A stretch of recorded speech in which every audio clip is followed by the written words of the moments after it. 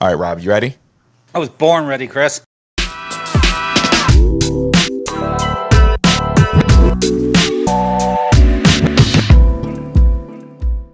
I'm here with Rob Allen, the Chief Product Officer for ThreatLocker. Rob, it's great to see you again. Good to see you, Chris.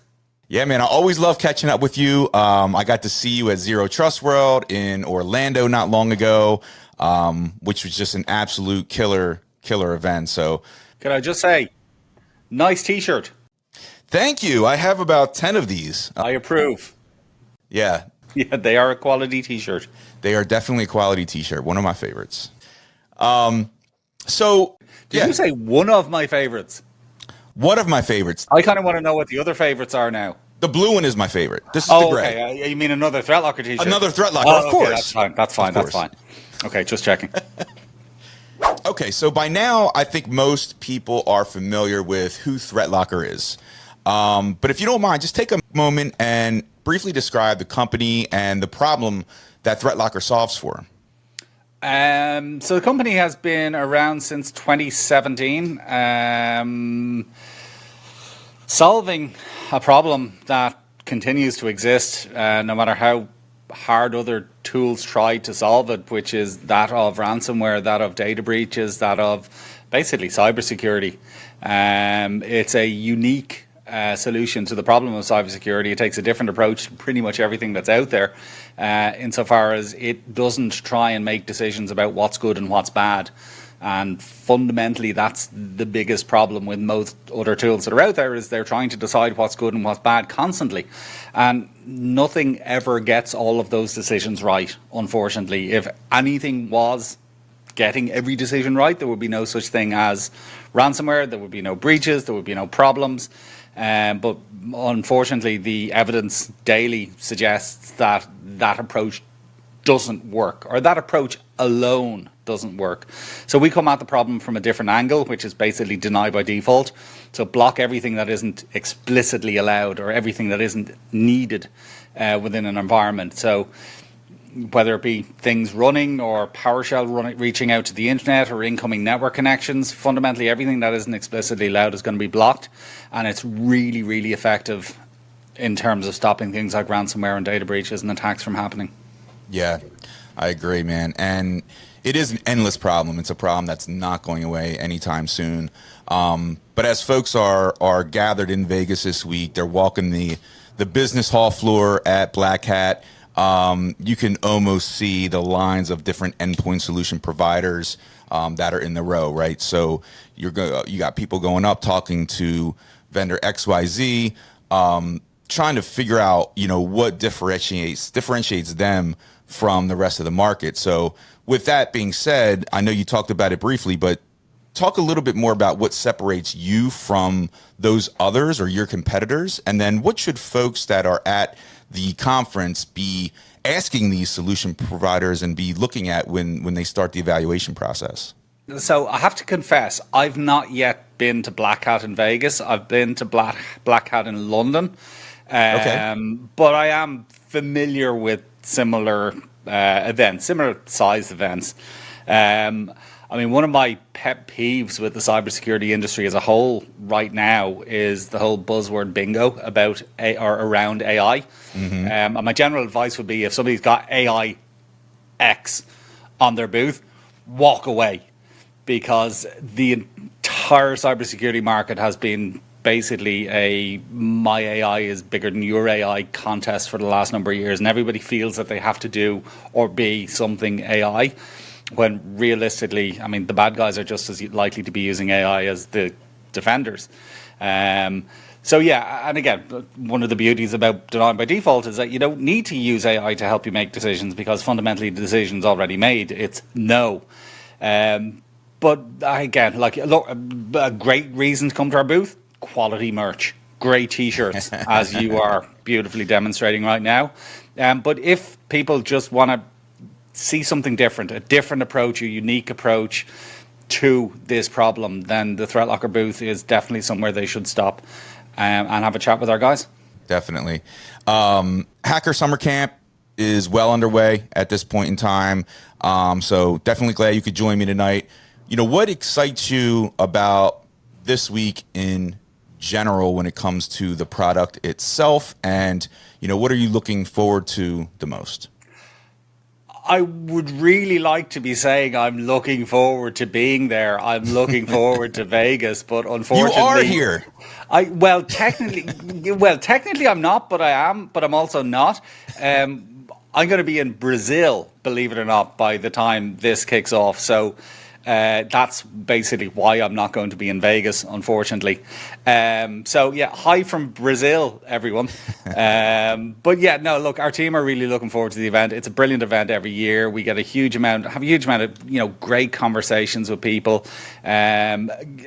Generally, good people go to it. Certainly from the European events that I once went to, and the feedback I get from any of our guys who went to the US event last year, they all said it's a fantastic event, great conversations, and again, people, broadly speaking, seem to be interested in the message that we are putting out there, which is, look, there is a different way to approach this problem. There is a different solution to the problems that organizations are having. So come talk to us. Yeah. We'll explain it to you. Check it out. Try it out. See if it works. Got it. Just curious, where in Brazil are you going to be? Sao Paulo. Nice. Yeah, no, I'm intrigued. I've never been, and I'm going to be there twice in the next 2 months. Wow. So I'm not looking forward to the flight, but I am looking forward to seeing Brazil, basically. Yeah. All right, so we just talked about the booths and the business hall. Booth 1933 is actually the one everyone needs to get to. That's you guys. Yes, and then the only booth that matters, really. And then you also had a welcome reception on Tuesday that followed up on a press release that was released earlier in the day. And for the folks here that are on site that weren't able to make it to that event, would you mind going into a little bit about what that press release was about? Sure. Well, first of all, the event was on in Rira, good, solid Irish pub. Just like to say I approve of this choice of venue. We basically announced our new product, which is DAC, Defense Against Configurations. So it's basically an addition to our product portfolio, whereby effectively we will tell people in one central place where misconfigurations are present, misconfigurations occur, because you want to find out about these things before they turn into a breach rather than after they've turned into a breach. So it could be simple things like, 3389 is open on a machine. It could be more complex things like, vulnerabilities and software, whatever the case may be. But basically, this is going to give people a dashboard where they can see misconfigurations, again, before they turn into vulnerabilities. It's about transparency. It's about telling people there's a problem in one central place, rather than them having to go to 50 different places or checking every machine to see, is this port open, is this policy misconfigured, that kind of stuff. So, yeah, it's a really, really useful addition to the product portfolio. It basically tells people where the problems are without them having to go checking and looking and seeing where the problems are, if that makes sense. Love it. Yeah. So we know that endpoint protection is at the top of everyone's mind, but I think that compliance is equally as important. Can you talk a little bit about how DAC solves for the compliance aspect? Compliance is fun, isn't it? But no, I mean, basically it helps effectively it maps its findings to major compliance frameworks, things like NIST, Essential 8, CISA, HIPAA, ISO 27001, all those kind of things. So again, rather than trying to figure things out and map them against the different frameworks, effectively it does it all for you. It'll tell you which things map to which framework. Absolutely. And that is available to existing customers today? Absolutely. Yeah. Nice. All right, man. So the DJ has been spinning all night. He's in full effect. We've been having a lot of fun here. So I'm curious to switch lanes for a second and just, find out what type of music that you like to listen to. And if you could give me, 3 musical artists that are on heavy rotation on the Rob Allen playlist. Okay, this is a tricky one. Okay, I don't listen to as much music as I used to listen to. I basically don't have that much time in my life with 2 kids and a really busy job. So don't have as much time to listen to music as I once did. Any time that I do have, which is basically half an hour here in the morning in the car and half an hour back, generally speaking, is podcasts, trying to get some information into my brain. But I suppose you'd probably describe it as quite eclectic. I do like a bit of dance music, so Danny Tenaglia would be probably fairly high up on the list in terms of stuff I'd listen to. Sort of old school underworld, that kind of stuff. Of late as well, I've dug back into that. Nice. Since I've been here, and this is a kind of weirdness I think about Irish people in general, is since I've been in the US now for a little over a year and a half, when you leave Ireland, you tend to listen to more Irish music. So there is also a bit of sort of U2 and Cranberries and stuff like that creep in from time to time. And again, pretty much anything and everything, really. Mostly stuff I try. So I've got this problem right now, which is, as I said, I've got 2 kids. One is 10, one is 12, 2 girls. I sometimes might listen to Kendrick Lamar, for example. My daughter has now also started listening to Kendrick Lamar. Now, I have to disapprove of that, but I can't really disapprove because she knows about it because she heard me listening to it.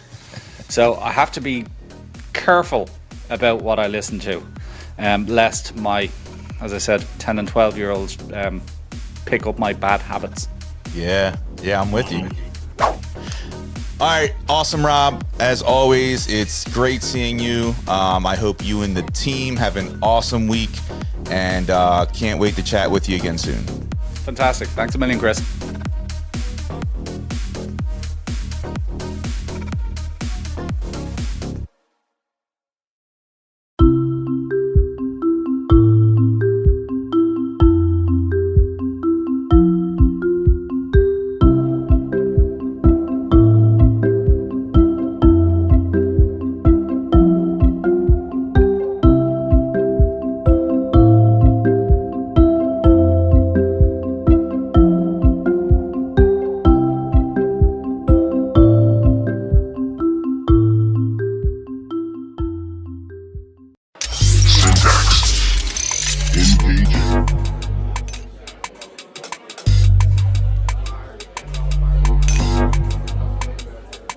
This is BarCode, a cocktail-powered podcast that dives deep into the personalities, criminals, and heroes that have come to define security across the globe. Please join our host, Chris Glandon, for another wild foray into the incredible world of humans and how they intertwine with today's modern technology. We hope you enjoy today's episode.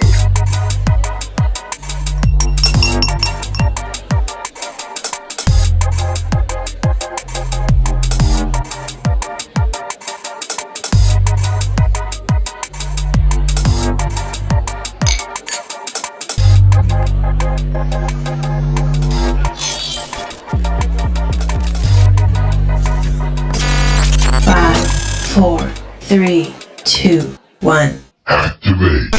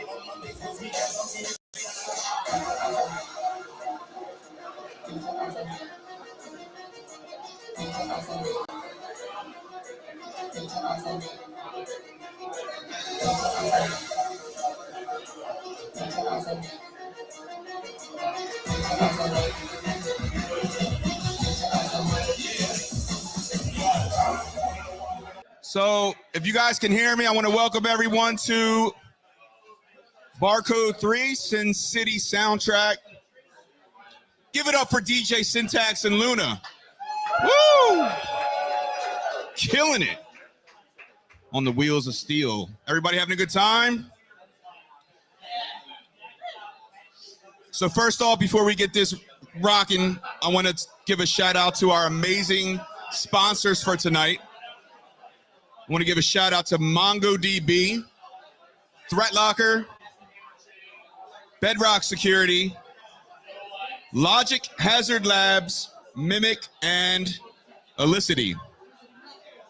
Thanks to all the attendees that were able to make it here on site, and as well as the live streamers tuning in from home. I got the chat rolling, so if you guys have any comments, questions, just put them in the chat, and we can get to it. So with that,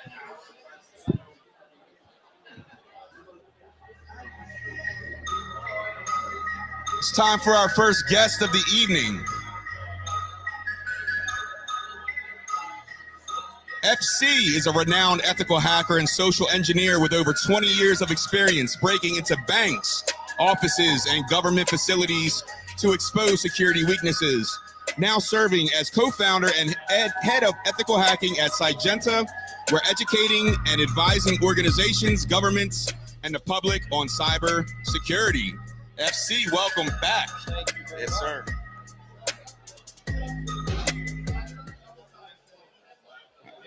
I don't know. Give me a check.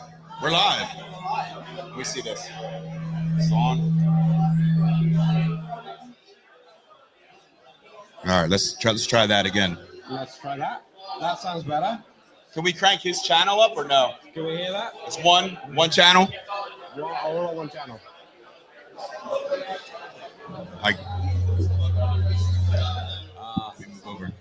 We should Try have that tried now. this. We should have tried this before. There we go. Yeah, that's good. There we go. I think we're That's good. good. I just can't get close to you, man. All right.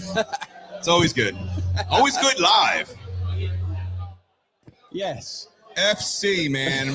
So a lot of people out here don't know that without you, BarCode at BarCode would not even exist.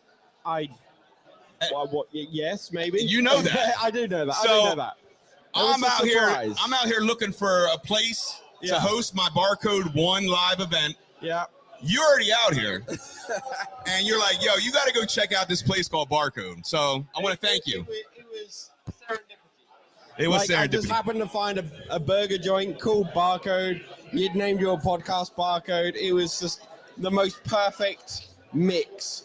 And I'm so glad that you've made this your home for like the last few years, man. Yeah, man. It's been great. Yeah, it's been great. And I appreciate you taking the time to come out, BarCode 1. You did a book signing, which is awesome, man. And that was, 3 years ago, which is hard to believe. That's crazy. Crazy. So we're gonna keep it moving here, and we're gonna do this as long as we can. Soon you'll own the place. Soon I'll own a place. I was just talking to somebody about maybe I'll get some sponsorship to open up my own BarCode here. It's like a real cybersecurity bar here in Vegas, but it'll also be where we do our live show every year. So I like that. So investors listening in, tuned in, hit me up. Yeah, that would be cool. So how are you getting acclimated here, man, in Vegas? How do you like it? I love it. I love living here. The weather is amazing all year. The people are amazing and really friendly and lovely. Yeah. I mean, you got long sleeves on. Like, tell me the logic. I've spent a good couple of weeks back in England and I got cold and I haven't quite warmed up enough yet. That's a valid reason. That's a valid reason. So yeah, man, congrats on the massive success of your book. Thank you. I appreciate that. It's about a little over 3 years published. You've been going on a worldwide tour. Book signing. How's that ride been for you? It's been incredible. Like I didn't think that people would love it as much as they have. We've sold countless copies. I've been #1 bestseller on Amazon and a bunch of lists. We just recently put into the cybersecurity canon library, which is incredible. Nice. And my wife has 2 books in there as well. So we're the first couple to be in there. That's awesome. So cool. That's awesome, man. For the listeners or the live streamers here, like, tell us a little bit about the premise of the book if they aren't familiar with it. Okay, so over the last 32 years of my cybersecurity career, I'm probably well known for the 1% of my work, which is the physical security stuff. So physically breaking into buildings and either taking stuff out or implanting stuff.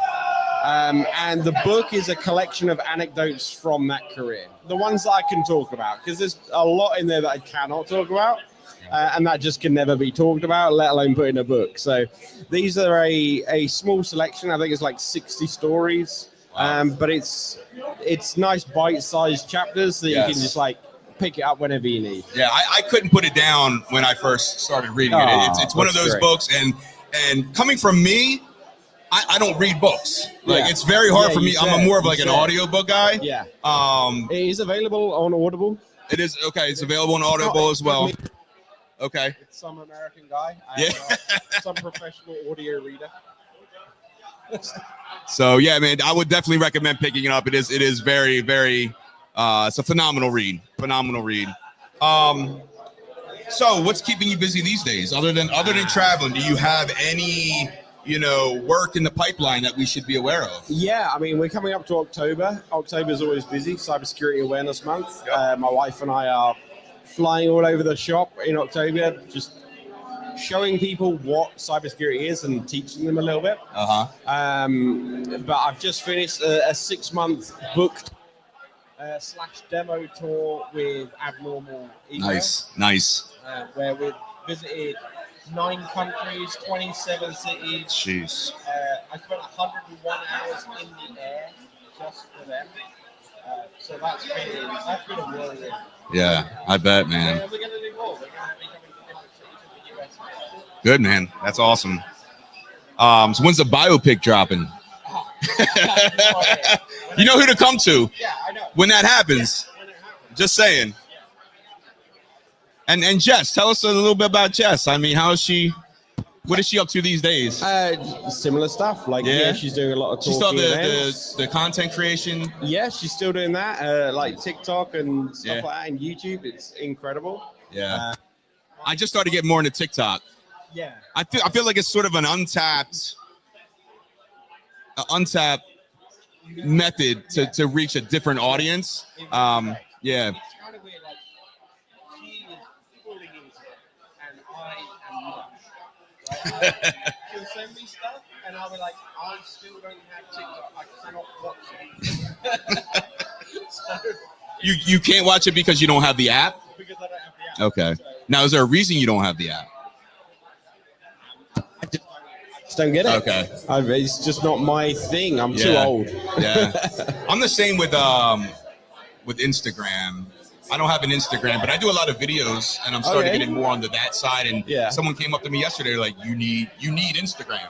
Okay. So I don't know. It's hard for me because I've never had one, and I'm not interested in it. I see. Yeah. But as a content creator, like, I don't know, I'm trying to force myself into different. I can see that. Yeah. No, I'm trying to focus more on my YouTube. Okay. If you're not already, it's Mr. Freaky Clown. Okay. But yeah, I just basically haven't had time to create anything because I've been on the road so much. Yeah. Nobody wants a hacker tutorial on a plane.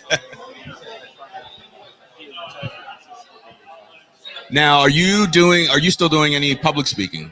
Yes. Keynotes? Yeah. So that's keeping you busy?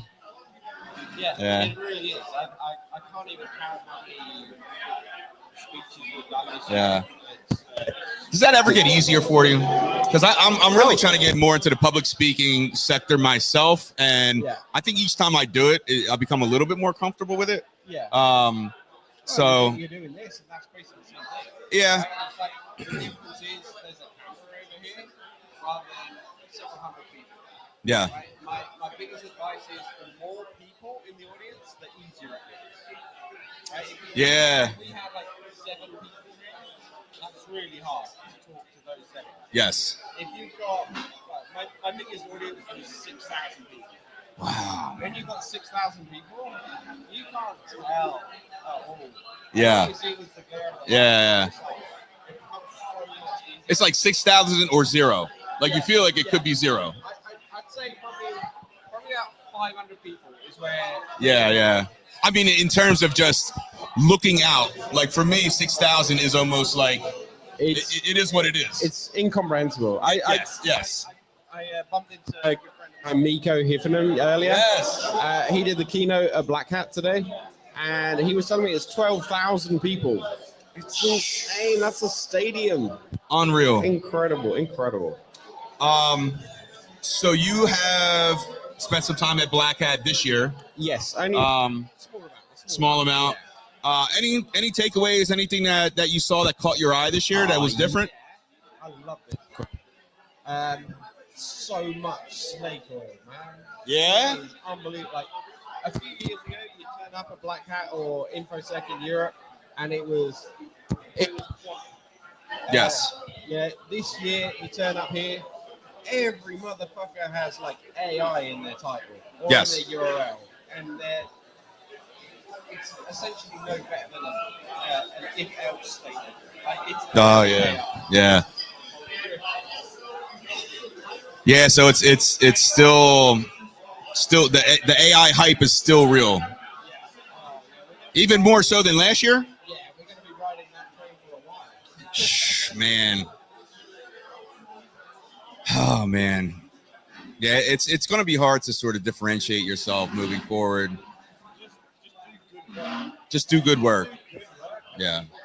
Tell me about you. What have you been up to? What have I been up to? You never get to like sell your home or anything, so tell me and the audience like what you've been up to. So, what I've been up to. So I just finished my second documentary called I Am Machine. It chronicles the journey of Len No, who is considered to be the world's first augmented ethical hacker. He has 11 bio implants in his arm, and it's a story of transformation on various levels. And so that was we did that in about a year, so that's been keeping me busy. We're actually premiering it tomorrow night here in Vegas at Starbase, so that's been exciting. Get out there to that. Just been trying to refine the podcast, just trying to, from one week to the next.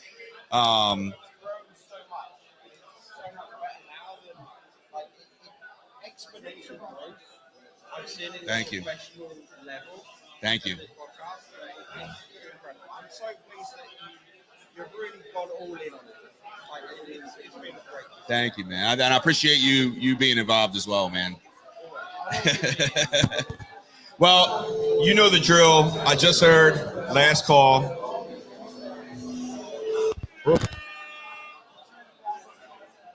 So you got time for one more? Yeah. All right. Yeah, I got time. I know you don't drink, No. but I want to ask you this anyway. Oh no! If you open, not this question. if you open a cybersecurity themed bar, what would the name be, and what would your signature drink be called? Okay, just because I've made a joke about this several times today, I think the bar would be called Out of Scope. Out of Scope. Yeah. I like that. And then the drink, I don't know, whatever you call the drink, I think like I don't know, something AI. Something AI. AI ale. Yeah. I like it, man. I like it. Hey, I can't thank you enough. Thanks for taking the time to come out, man. Enjoy the rest of Hacker Summer Camp. Awesome, buddy. And Thank you. let's definitely stay in touch, man. Yeah, we will. All right. Thanks a lot, Take buddy. care, man.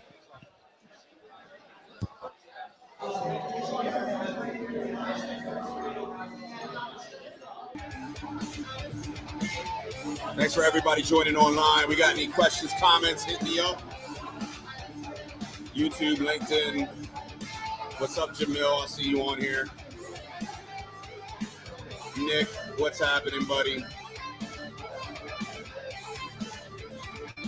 I think we good. I feel like I sound better. I feel like I sound better on this one. I think we're good. Syntax. Oh, give it up for Syntax. All right. Well.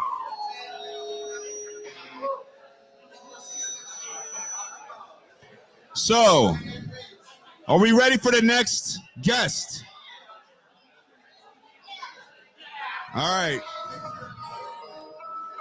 So, CCN, get up here.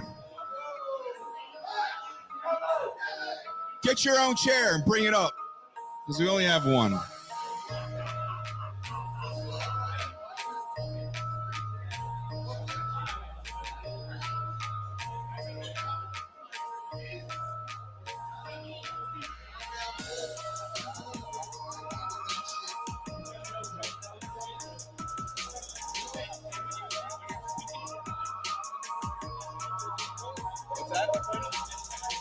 What is it? Okay. Oh, yeah. So point it this way. Gotcha. All right. Gotcha. All right. CCN. Hutch. Where's Hutch at? Hutch AI. Get up here. Somebody get Justin Hutchins. Justin Hutchins. Syntax. You can hear me good? All right. Hutch. Can you go get Hutch? Hutch. We need Hutch. Yes.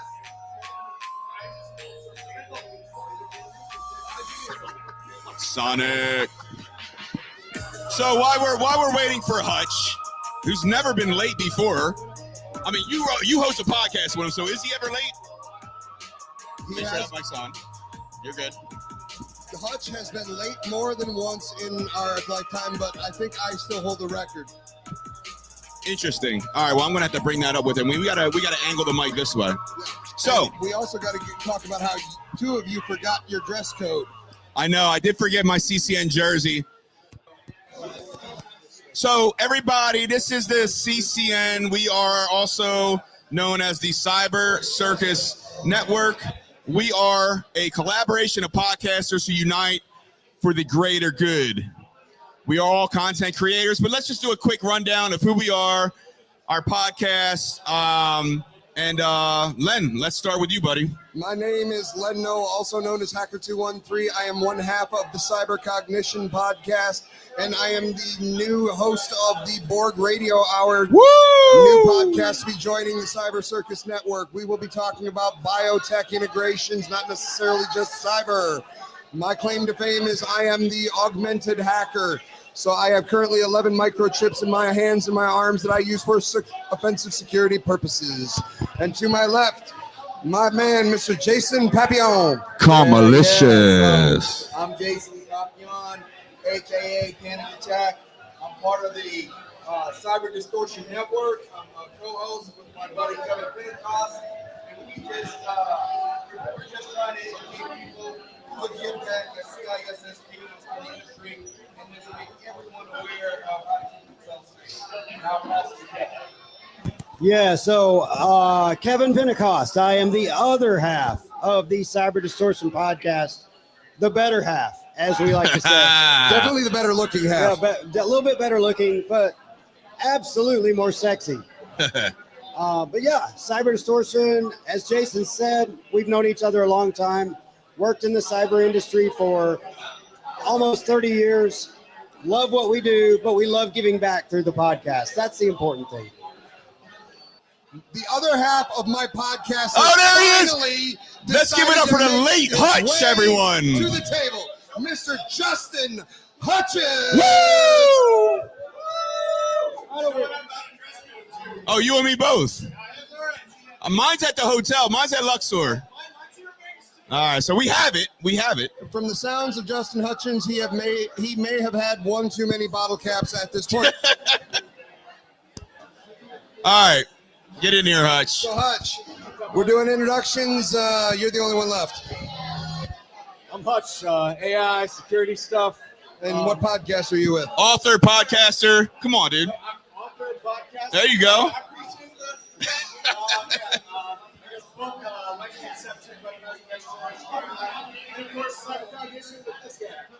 Hey, I thought I saw your book in the Black Hat store earlier. Is that there? And your book too. They had my book at the Damn. Black Hat. Thank you, Wiley. Damn, I got to write a book, man. I feel omitted. Let's write a book. Well, I know an amazing publicist. Celebrities. You guys are celebrities. No, he's a celebrity. I'm a celebritard. You will be a celebrity by tomorrow. Well, I don't know what I'm gonna be by tomorrow, but it ain't gonna be what I am today. All right, let me ask you guys, how's this week going for you so far? Hacker Summer Camp, we're like, I don't know, in the depths at this point, Thursday night. Have you guys seen anything, heard anything that has kind of, just you took attention to? Anything different? I'm gonna qualify it with one thing. You can hear my voice. It's already hard for me to kind of talk because that's all the people I've been connecting with and communicating with and just socializing and doing community with. And that's Hacker Summer Camp for me. Let's be honest. I mean, DEF CON is just now starting. Everybody's getting set up. But, the sessions are great, but we can watch those on YouTube after the fact. Yeah. DEF CON, like I was talking earlier in the Adversary Village, this is where, our extended family comes back to meet. This is like, the family reunion for us and all of our crazy friends. Yes.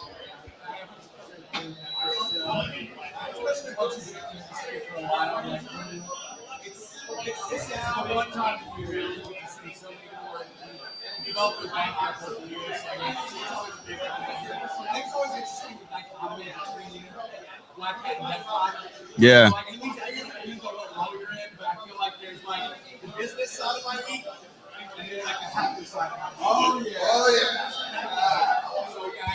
There's the part you have to do to get to the part that you want to do.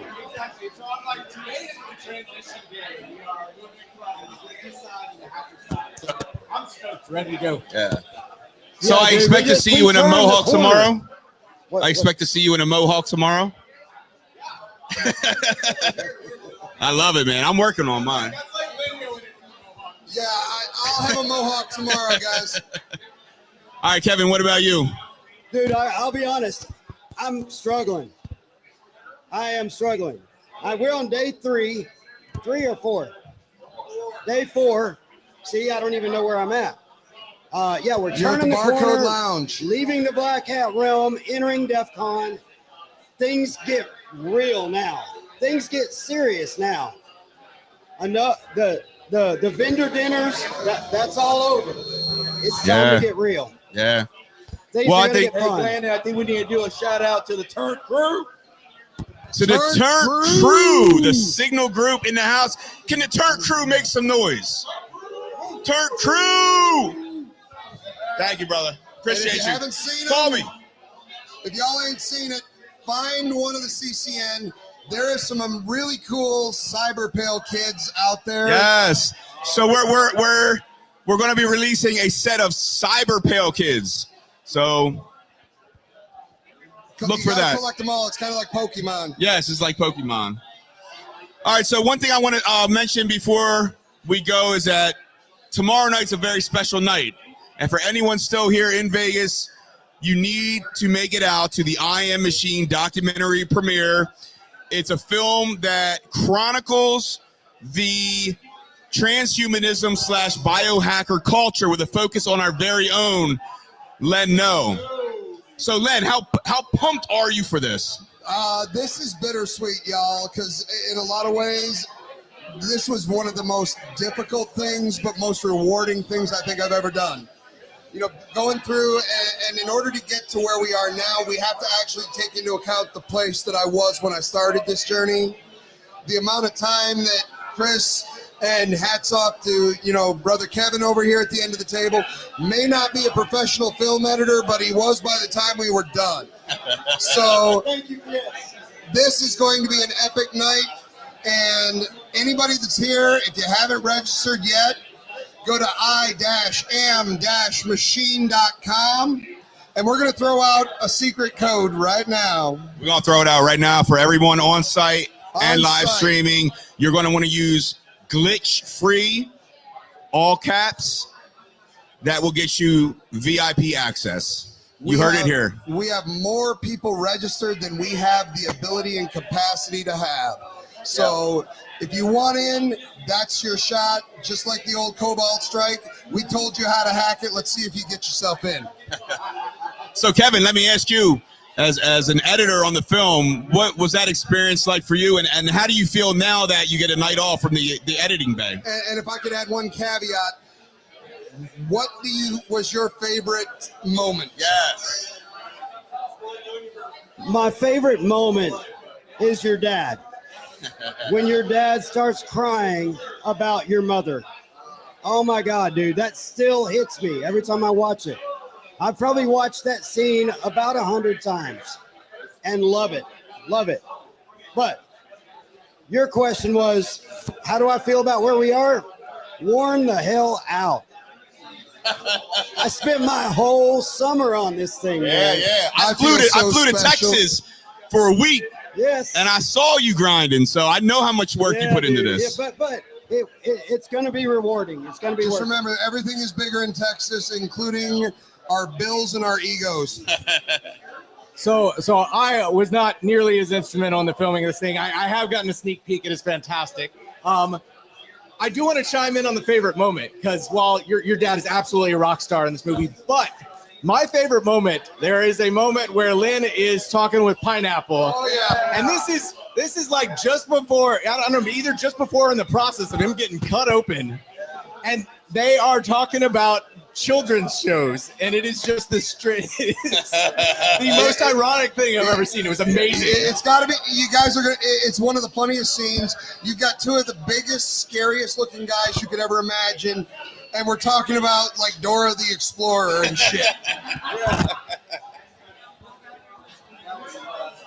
All right. Well, before I let you guys go, you know the drill with BarCode, so we're going to go down the line. If you open a cybersecurity bar, what would the name be, and what would your signature drink be called? Well, I'm going to do this in two fashions, because I do have to give you a ration of shit, Chris. You know, for anybody that doesn't know, if you remember our last live podcast when we were talking about this event, what is our signature event for this event? What is our signature drink? The bottle cap. The bottle cap. And we get here, and guess what wasn't on the menu? The bottle cap. Thank God the bartenders, they accommodated us. My bar name would be Inhuman. Love it. Ode to your last film. Love it. And my signature drink would be the Meta War. The Meta War. Enter the studio. Perfect timing. Win Schwartzu just walked in the building. Just walked in, ladies and gentlemen. The man, the myth, the legend, the host of Hacker Jeopardy. Everybody's friend and yours and mine, Mr. Win Schwartzu. Yeah.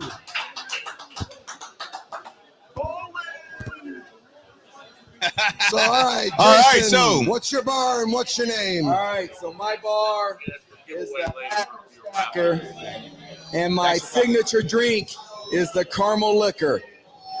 The caramel liquor?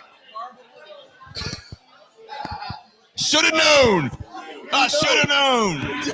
Yeah, you know that's going to be a woman's drink. It's definitely poofy, a lot of sugar. All right, Hutch, what you got, man? I think Kevin just handed me down the mic because he knew that I wasn't ready for this. I guess that is the process, right? Being put on the spot. So I don't know. I should know an answer to this because I know that I have been exposed to this question before. Yeah. And I have no idea what I said last time. But I guess if I had to pick the name of a bar off the top of my head, I would just call it The Bar. Because then when people ask me, where are you going? I'm going to the bar. What bar? The bar. Because it's confusing, and that's fun, right? Love it. On that note, when I used to be young, I used to be in a heavy metal band, and I remember playing with another band once, and the name of the band was called A No-Show for the Opening Act. So on the bill tonight is a no-show for the opening act and Violent New Breed. I love it. Yeah. All right, Kevin. Okay, I'm changing my story from the last time you asked me this question. My bar now is going to be called Chip. Okay. CHIP''T. I think I could hang out at a bar like this. Named after you, my friend. And my signature drink is the transhuman. The transhuman. I think I have a new favorite bar. Sometimes you want to go where everybody knows your code. There you go. All right, well, thanks, fellas. As I hit this walkout music, make sure you let everyone know where they can follow your podcast and where they can follow and connect with you online.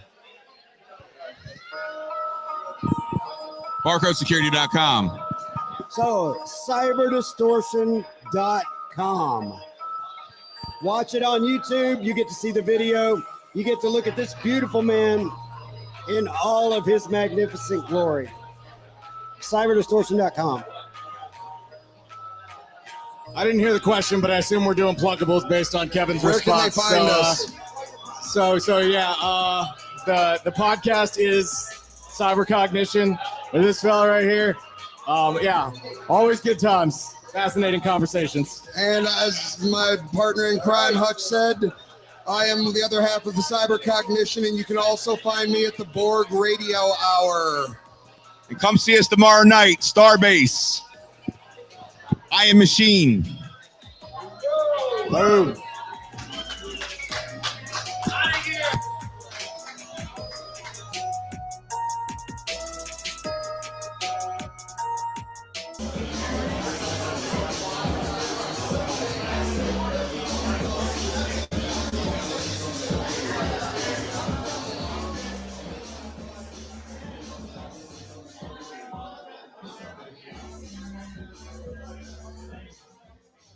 All right, so the door prize tonight is sponsored by Elisity, and we're going to be giving away a Flipper Zero. So get your raffles ready. All right, the winner of the Flipper Zero is Chris Glandon. Yeah. Woo! I got a Flipper Zero. All right, here we go. No, Bob Bradley, want to read that number off? Sure. Yeah. I was just asking. I thought somebody's up. The one you said before was it 949 365 939. 939. Okay, Almost. Wait. Oh, we got a winner. Hold on. 365 939. I just saw that. That's a winner. Yep, that's it. We've got a winner.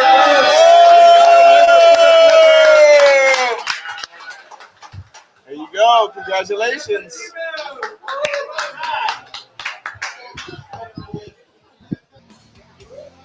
George Gertschow is an experienced executive focused on developing agile, risk-based security, privacy, and compliance programs for highly regulated, fast-moving organizations with a strong emphasis on client relationships. He is currently the Chief Security Officer for Bedrock Security and also founder of the X Foundation, a nonprofit raising awareness about fentanyl poisoning. George, welcome back to BarCode. Oh my God. What's up, dude? Absolutely. All right, let's fix this.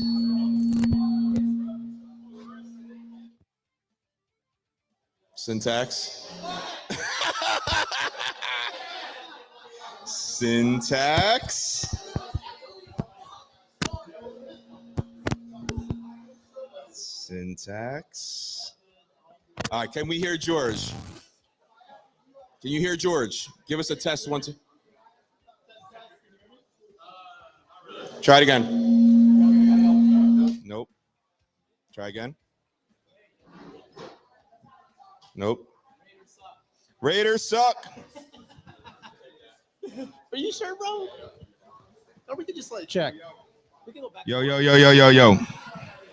Now, you want to go back and forth? Yeah, all right. Back and forth, man. Let's go back and forth. Give me 1, 2. 1, 2, 1, 2. Let's go.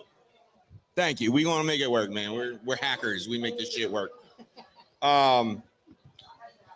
So thanks for joining me, man. It's always great to catch up with you. Dude, last time I saw you was actually 365 days ago at this event. We did this event August 7th of last year, and I think that's the last time that I saw you. Yeah. We talk all the time. But this is the last time I saw you. So last time we talked and had this conversation, I remember specifically that there were 2 letters that I would say to you, and you would instantly start like sweating down the side of your face. And rightfully so, because at that time, we were constantly hearing the AI buzzword. And we would purposely steer away from that, right? Because we were hearing it so much. So at this point in time, what is your perception now? Are you AI on AI, as in all in on artificial intelligence? Or has your perception stayed the same? So it's definitely changed. I think before I was just tired of hearing the same old shit all the time about the risk of AI, and it was just beaten to death at Black Hat, RSA, all over the place. And I think what's happened, and I've started to understand this more, and especially this week, this came up a lot, where executives and boards are actually going, what are we doing about AI? You know, and instead of like looking at what are hard problems that we're trying to solve, and then letting whatever technology solves that problem or tools to get that done, do it. Instead of like, well, what kind of a question is that? What are we doing with AI? So it's putting a lot of pressure on people. And then people also feel like, damn, my executives are trying to replace me. Because that is sort of the mentality at that level as well, too. And so like over the last year, I've really dug in a lot, started looking at different ways to leverage it to scale myself, you know, and get shit done, you know, at mass scale. So yeah, and that's a big reason why, by the way, big shout out to Bedrock Security, you know, Bedrock for sponsoring this. All my boys here, always so supportive, you know, but yeah, that's why I joined an AI native company. Thanks, George. I appreciate that. And yeah, you can't dodge the AI conversation anymore. And I think that at this point, you know, we know that AI can be helpful, and you can't really shoot it down, right? You just got to be aware of the risks that it brings, right? And be smart about it. Yeah, for sure. So this would not be a George Gerchow interview conversation without talking MMA. Do we have any MMA or UFC fans in the room? So let's say you pull up DraftKings on your phone. Are you a betting man? I'm a betting man. All right, we're in Vegas, so we're going to talk betting for a second. You pull up DraftKings and you're drafting an MMA lineup of 5 active fighters, active today, because I know that you're still very in tune with active fighters today. Who are your picks? All right, so my guy Alex Pereira, Hands of Stone, right? Putan is still my number 1, even though he lost that fight. But like my guy had fought like 6 fights in 1 year, so he's still my number 1. I'm always gonna pick him. Next one is a heart choice, right? With the Sugar Sean. I love me some Sugar Sean O'Malley, man, and I think he's gonna learn more and more as he grows. And so I always like. But I'm careful about how I bet with Sugar Sean, you know, because it's an emotional bet for me because I just like the dude so much. But he's definitely like a top fighter. Then when I move into the female ranks, Rose Namajunas out of Denver. You know, she's a savage. She's got a haircut, shaved head. You know what I mean? She just rolls with it. She's really tough to beat on the ground or standing up. And I feel like she's just like entering her prime right now. The last 2 are a little bit hard, but I will say. Who am I going to pick for my last 2? I would probably say Justin Gaethje. So Justin Gaethje's in the toughest weight class that there is. He's a total veteran, but like now that division's been cleared out. Dustin Poirier retiring. Charles Oliveira just got beat.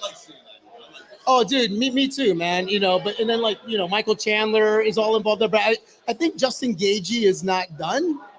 I think that we're going to hear more from him coming up here in the future. So watch out for him. And then the big shocker is going to be Amanda Nunes, who's coming out of retirement now. And I think she's going to come back and take her title. I will bet on Amanda Nunes all day long. Yeah, Still. All right. You just say my boy, though. Patty the Batty. All right, let's talk about Patty the Batty. I love Patty the Batty. I think that he's been an underdog in all of these fights he's recently has, and he's whooped everyone's asses. And who's not going to like a guy who literally drops his nuts on a dude's head? Yeah, totally. After he beat him.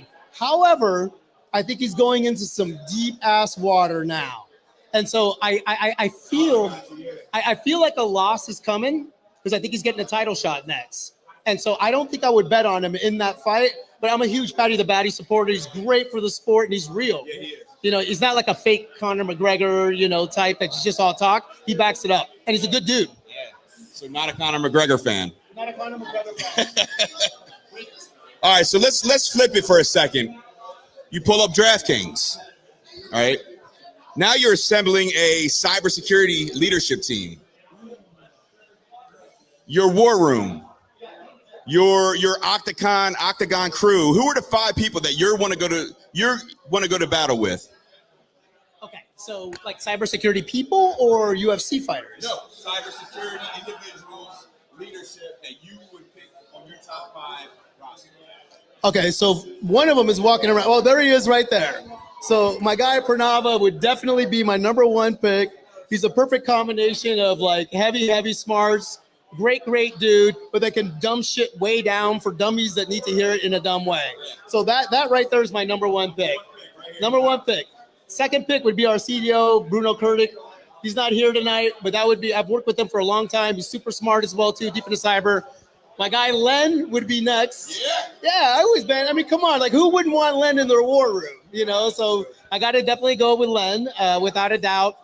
I would probably say Malware Jake Williams would be another one. And then you, my brother, I'd have to have you in that war room, man. Shit, come on.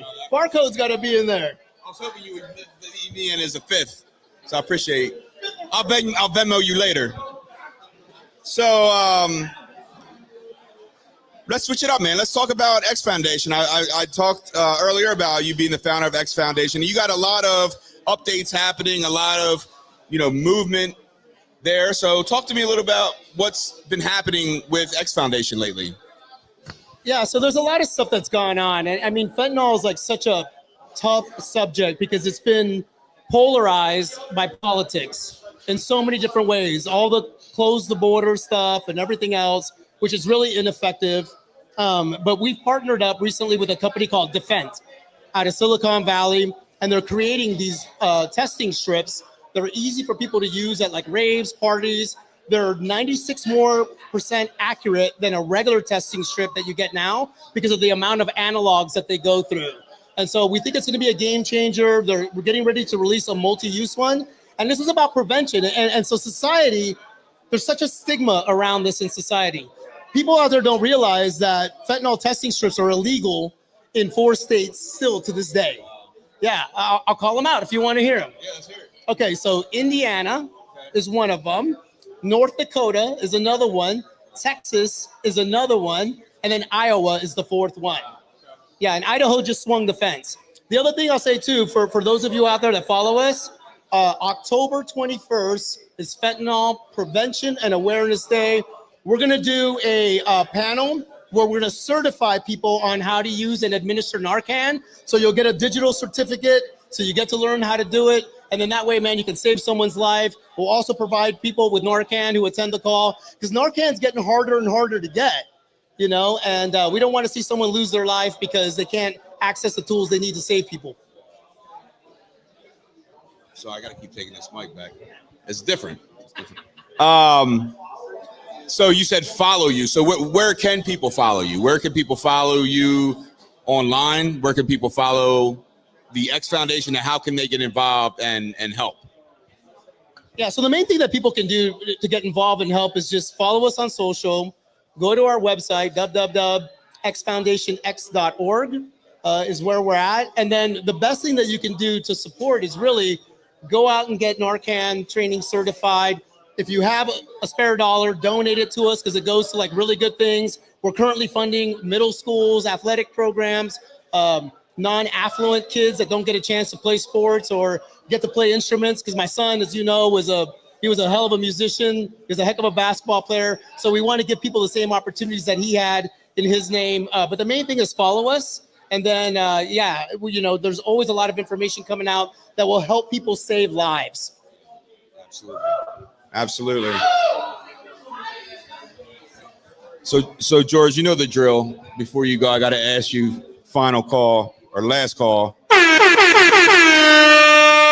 That's last call. You ready? You got time for one more? I'm ready. All right, man. If you decided to open a cybersecurity themed bar, what would the name be, and what would your signature drink be called? It would be called BarCode Security, and this signature drink would be the Bedrock. So get a Bedrock, Red Bull and vodka, make it happen.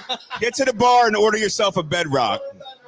All right, thanks, George. I appreciate you again, man. It's always good seeing you. Hit up George online, LinkedIn, X, Twitter. What else you on? I just want to tell you how much I love you, brother. No, thank you for giving me the opportunity to talk about the things that we need to talk about that are really important in this life. Like cybersecurity is fun, it's wonderful, but there's a lot of other things out there that are fun and some things that really matter to us as humans. So thank you for being you. Thank you for having us. I appreciate you, brother. All right. Be good, man. Don't leave. I won't. Don't leave. I won't.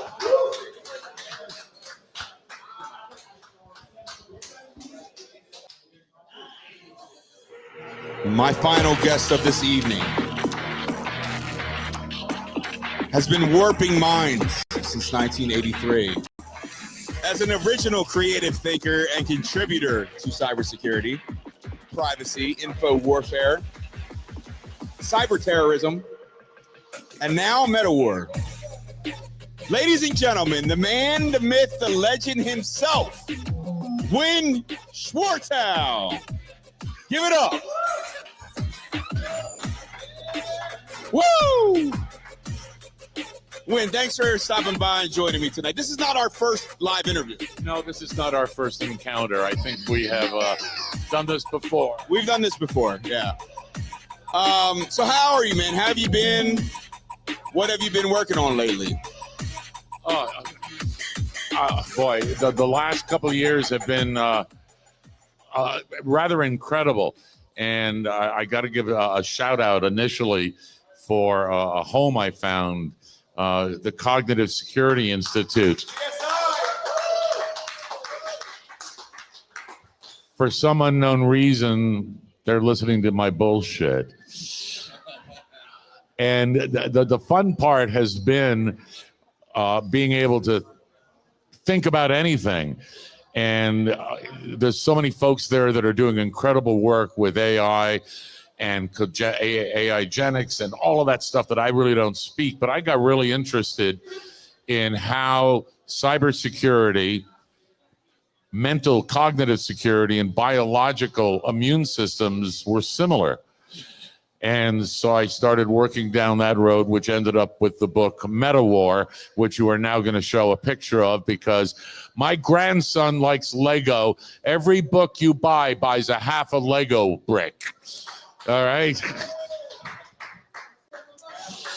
And so working with CSI as the Institute is growing and people are finding their directions and so many Venn diagram overlaps of what we've been doing and thinking about, that has been amazing. Absolutely amazing. And so the latest stuff that I've been really playing around with is a term that I thought I invented, but I did not. And it's called critical ignoring. Because a lot of people are talking about, you got to get critical thinking. Yeah, you need critical thinking. Yeah, we need all of these things.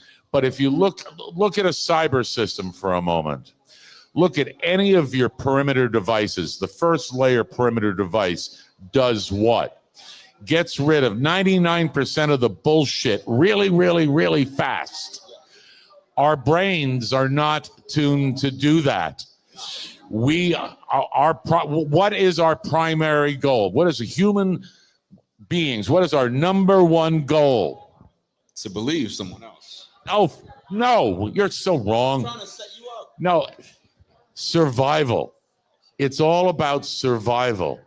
So human survival is get the hell out of the way of the car that's honking at you.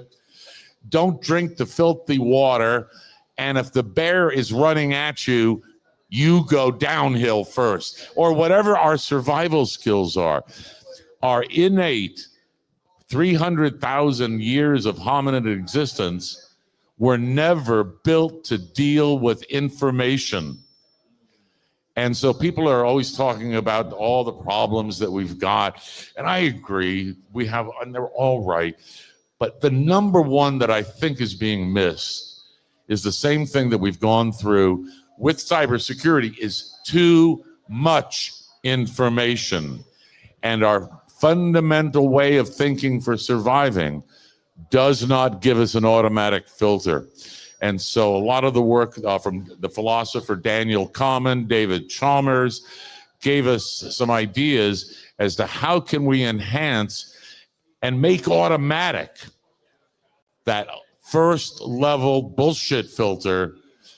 And I call it critical ignoring, because how many of you, all right, I'm gonna ask a question. How many of you took an Uber here? All right. How many of you kept the Uber, the phone in your face, watching the Uber travel towards your location? Yeah. Why? It's going to fucking get there sooner or later. Ignore it. We don't ignore enough stuff. And so I have been playing an awful lot of that and working on a new treatise to expand on the concept of meta war, and it'll go through CSI, of course. Shout out to CSI. Is Matt still here? Oh, he's outside. This is not the time for him to be outside. So you said the term meta war several times. You have a book, The Art and Science of Meta War. Can you explain what that means? The Art and Science of Meta War is about how to mess with your mind, how to influence your thinking, your belief systems, and ultimately your behavior.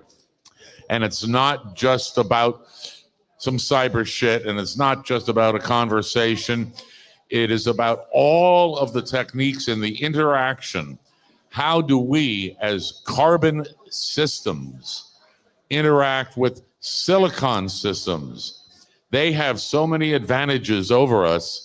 And there are so many disconnects between what allows us to survive and what we think. We only think and hypothesize what they need to survive.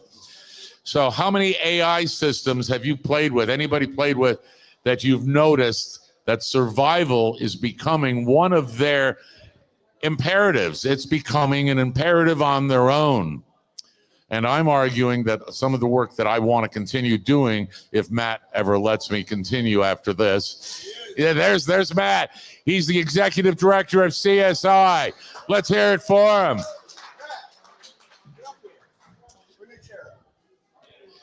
And somehow this guy's letting me go through with all this bullshit. But I really believe that we know how to improve our biological immune system, especially mRNA and some great technology. We know how to think fast in order to get rid of the majority of cyber bullshit. We know how to do deep analysis, which takes longer. That would be the equivalent of critical thinking in the human cognitive realm. And there is enough information from two other well-developed disciplines that I believe that we're going to be able to use to help develop cognitive processing that makes it easier and faster for people to do the critical ignoring. Matt, what have you got to say?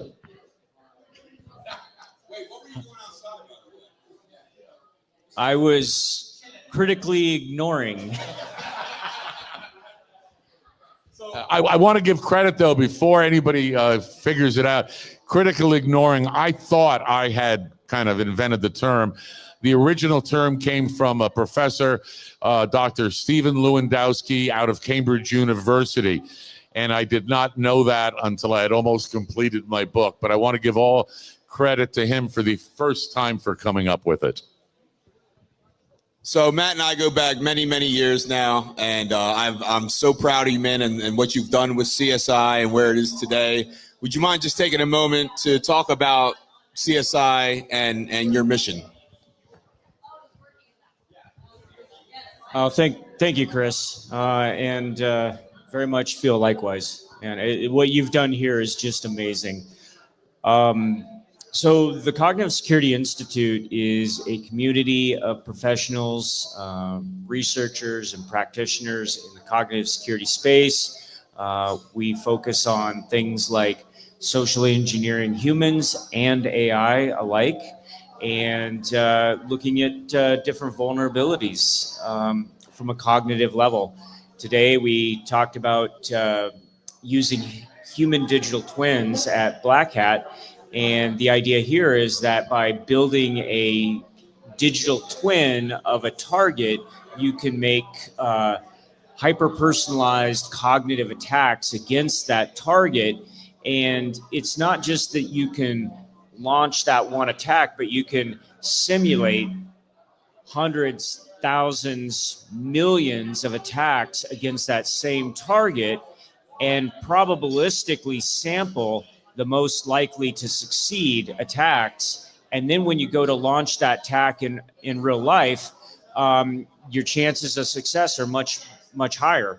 And not only that, but with AI agents now, instead of going in and trying to send a malicious link or get someone to download an attachment, you can do a low and slow attack using catfishing techniques over 6 or 8 months because of this added capability that AI agents give you. So these are some of the types of issues that we talk about on a weekly basis at the Cognitive Security Institute. And if any of this resonates with you and you'd like to find out more, go to cognitivesecurity.institute and sign up, and we'll get you added to the mailing list.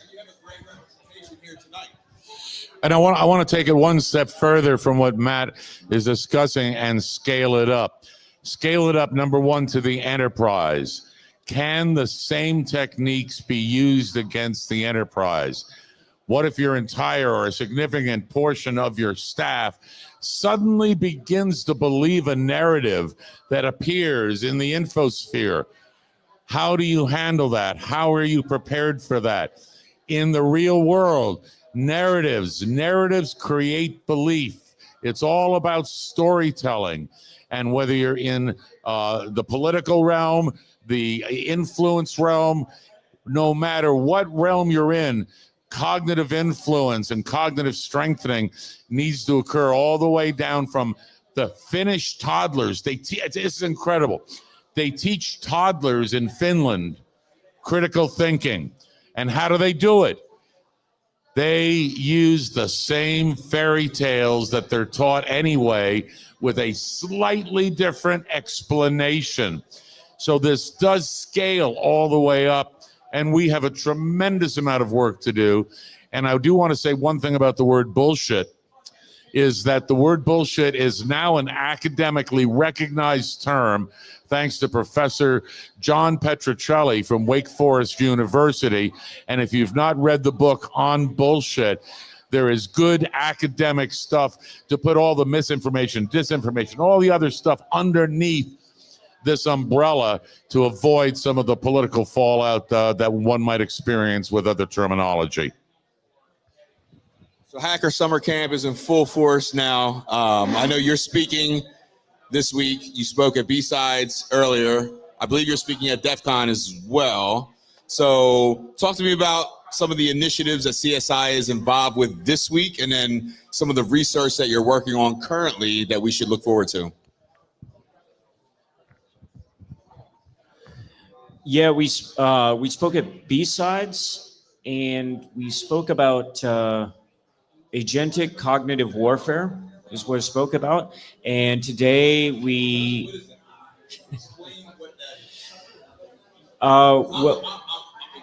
what is agentic cognitive warfare? Well, I spoke a moment ago about using AI agents to attack a target. You can also imagine that you could use this defensively, right? So maybe what you do is if you're concerned about being attacked by an AI agent, you build a human digital twin of yourself and you attack it with red team techniques against yourself. And again, map out where your own vulnerabilities lie. So that's sort of the blue side of the red blue. And now what we're thinking about doing is actually building an arena where we can pit AI agents against AI agents trying to manipulate each other. Off with their head. So this is, a scaled up version of what we talked about today, which was Evil Digital Twin 2, which was the sequel of the talk we gave on this topic 2 years ago at Black Hat with Ben Sawyer. So Ben's outside engaged in deep intellectual conversation with Constantine of all people. So I will, yeah. And so then what's our next one? DEF CON, Adversary Village on Saturday from 1 to 3. We're going to take the concepts that we were discussing at Black Hat, and we're actually going to workshop these so people will have a chance to get hands-on. We'll be featuring Scodabot Bob, and Scodabot Bob is a human digital twin of Chief Justice John Roberts of the Supreme Court. And the idea here is that, right now you can ask Digital Twin or Scodabot Bob how he might respond to different arguments or how he might rule on different cases, so on and so forth. This is really just a test case scenario because you can very easily imagine in the future that lawyers might actually want to have human digital twins of judges to practice arguments against and this sort of thing. So this is one example of cognitive warfare in the legal sphere. The other thing that we're going to be doing at the Adversary Village is, I believe, showcasing the Laybot, which is a human digital twin of the late Kenneth Lay, the former CEO of Enron Corporation. And so people will be able to basically test scenarios against digital twin Kenneth Lay, the Laybot, and send emails into a target account, which will then rate these emails according to likelihood to succeed. And the winner of that competition will win a free CSI training coming in the fall.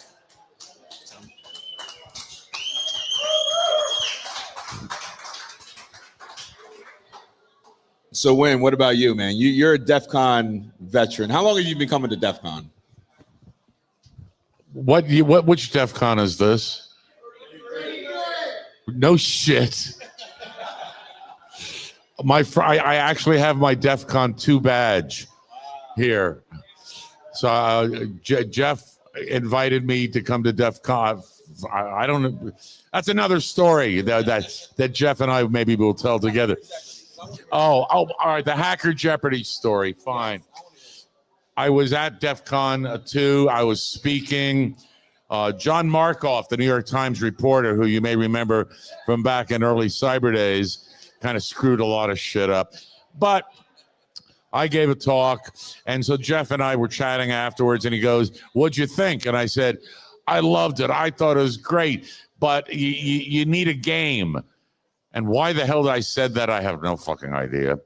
And he goes, like, "What kind of game should we do?" And I said, how about Hacker Jeopardy? And he goes, "Will you do it next year?" And that was my reaction. And we've been doing it ever since.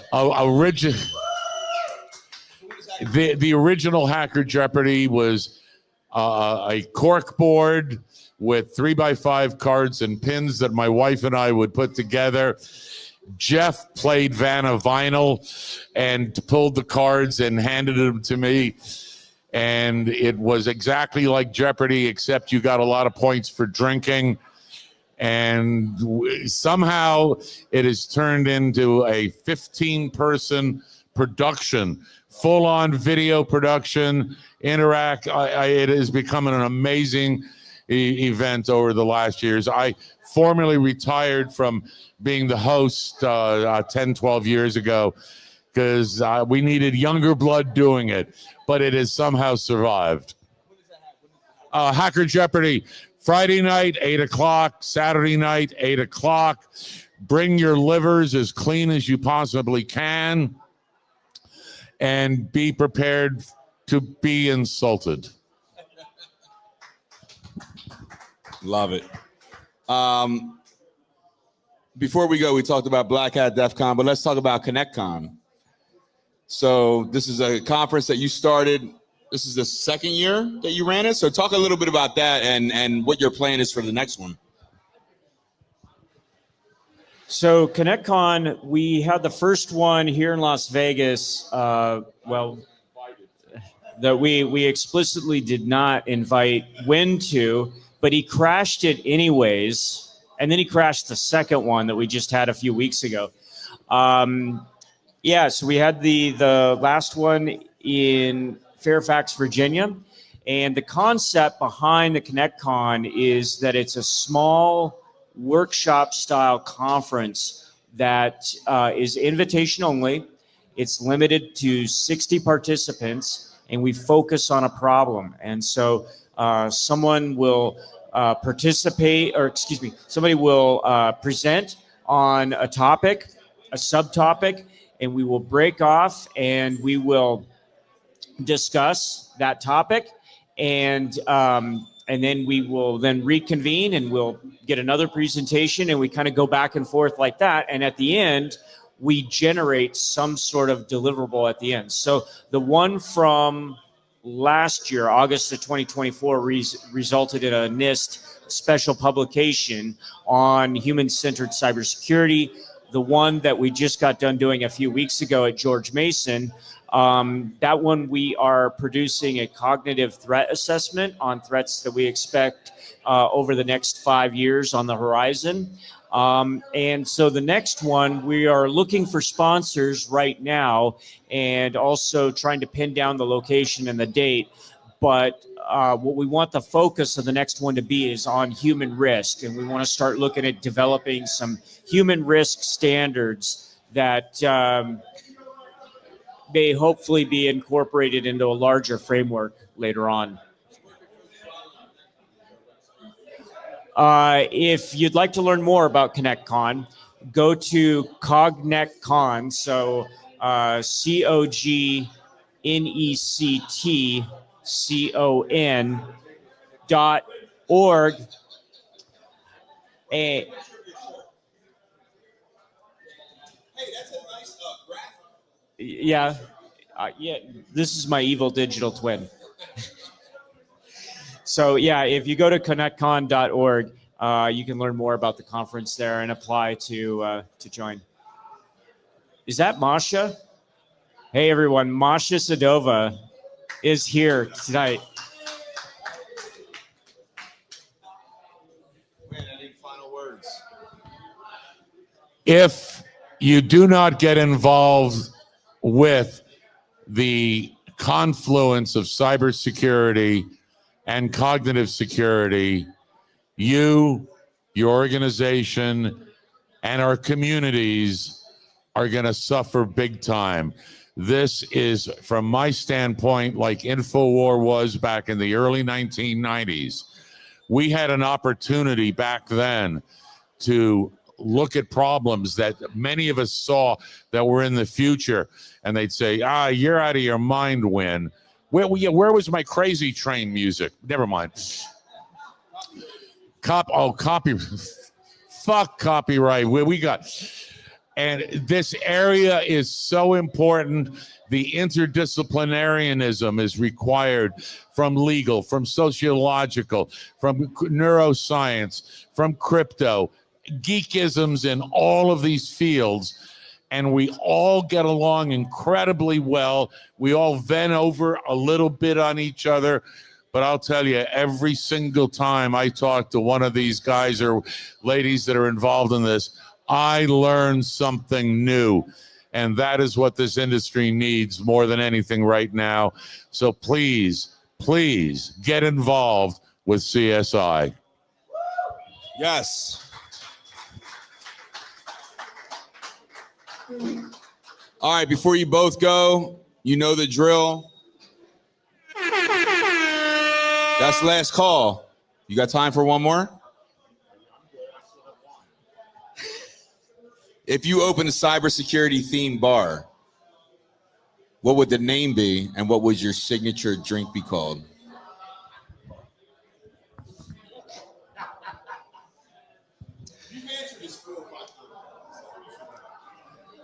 Okay, I've answered this 4 or 5 times, but I feel compelled that I should be producing a new answer every time, right? I didn't just, okay, cool. I'm going to call, okay, first of all, Cognitive Security Institute is based out of Oregon, which is key to this bar because I'll call the bar Evil Digital Twin. It has 2 entrances. If you'd like alcohol, you go through one entrance. But if you'd like to partake in something a little more herbal, you go through the other entrance. I have no idea what the drinks will be. I can neither confirm or deny anything herbally related unless somebody has something herbally. Never mind. It would definitely be Geeks Rule. Those of us who control the technology have the ability to control the narrative. It's up to us now to redirect the global narrative and let geeks get back and let us take some control. So Geeks Rule. Geeks Rule is my bar. All right. Matt Canham, thank you so much. Wynn Schwartzow, thank you so much for joining us. And we're going to be doing a book signing. Is that correct? Yeah, you got your Sharpie ready? Because we got Wynn Schwartzow's book, The Art and Science of Meta War. We have a box up front.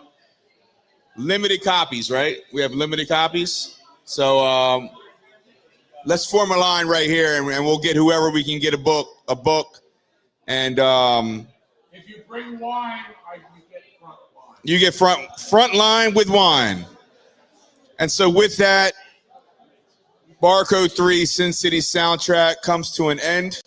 And I want to thank our guests, the CCN Network, George Gerchow, FC Wynn Schwartzow. Thanks to our amazing sponsors as well. MongoDB. Mongo is in the house. Go see Mongo up front. We have ThreatLocker, Bedrock Security, Elisity with the Flipper Zero and Mimic. And finally, everyone here on site who was able to make it out live, especially our audience here, the great staff here at BarCode, our virtual audience who tuned in from home. We sincerely appreciate you and keeping my dream alive. So with that, barcodesecurity.com. Follow us. The truth shall set you free. Thank you for what you do. I got nothing else. I got nothing else.